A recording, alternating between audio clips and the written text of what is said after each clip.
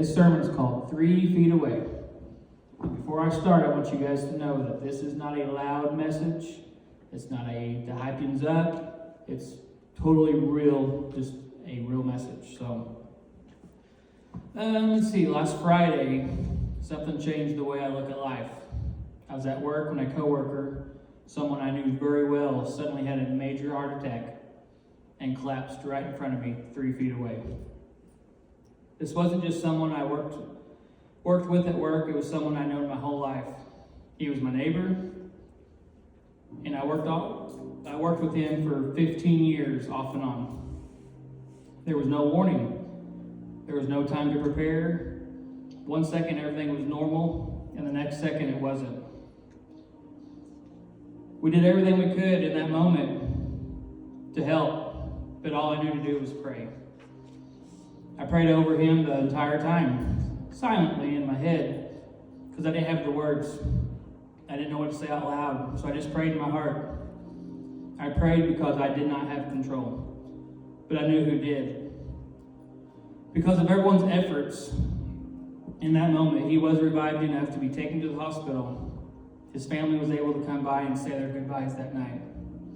He never regained consciousness, but his family got a moment they would never have had otherwise. And it's been 5 days, but I still replay that moment in my head a lot. And not just the hard parts, but the moments before that. Right before it all happened, I noticed outside our building a small red fox. And I went in to tell him about it. It was nothing funny or nothing dramatic. It just a simple, normal conversation between me and him. And then just like that, it all became the last conversation we would ever have. That's the part that stayed with me. It reminded me how quickly life can change. How moments we think are just plain moments that really actually matter more than we realize. And I want to say this, I'm not perfect. I don't always say the right thing. I don't always have the best attitude, and I don't always choose kindness the way I should.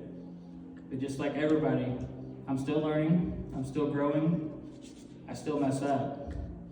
But moments like this, they remind me how important it is to try to be better, to try to love people well, and to try to live in the way that actually matters. And I'm not sharing this to scare you. I'm sharing this because it woke me up. It reminded me that tomorrow isn't promised, not to adults, not to students, not to anyone. The Bible says in Psalms 90, verse 12, "Teach us to number our days, and that we may gain a heart of wisdom." That verse isn't about fear, it's about awareness and about realizing that today matters. And here's another verse that hit me after that day. Ephesians 4, chapter 4, verse 29. "Do not let any unwholesome talk come out of your mouth, but only what is helpful for building up others according to their needs, that it may benefit those who listen." Because the words we say matter.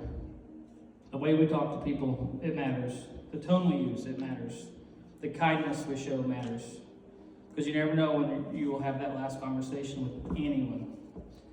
You never know when a simple comment, a small kindness, or a quiet moment in the final thing someone remembers. That's actually why I created Slim 14 years ago. Slim isn't just a character, he's a reminder.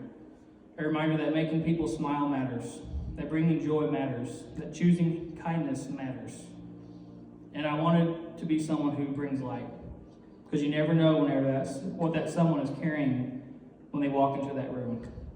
Sometimes the kindest thing you can do is make someone smile. Sometimes the most meaningful thing you can do is simply be kind.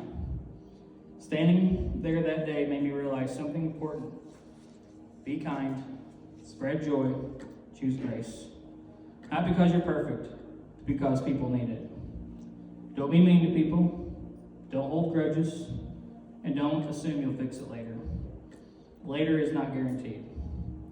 In that moment, I didn't have answers, but I wasn't alone. God knew far away. He felt steady. He felt present. Here's what I want you to learn tonight.